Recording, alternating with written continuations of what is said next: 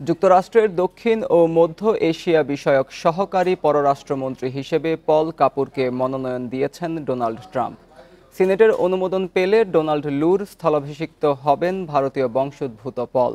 মার্কিন Naval post graduate স্কুলের অধ্যাপক পল কাপুর দক্ষিণ এশিয়ার রাজনীতি, নিরাপত্তা ও আন্তর্জাতিক সম্পর্ক বিশ্লেষক হিসেবে পরিচিত।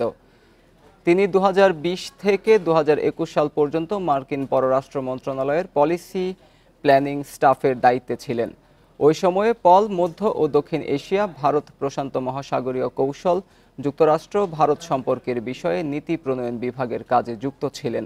এর আগে গত ১৭ জানুয়ারি দক্ষিণ ও মধ্য এশিয়া বিষয়ক সহকারী পররাষ্ট্রমন্ত্রী হিসেবে ডোনাল্ড লুর মেয়াদ শেষ হয়।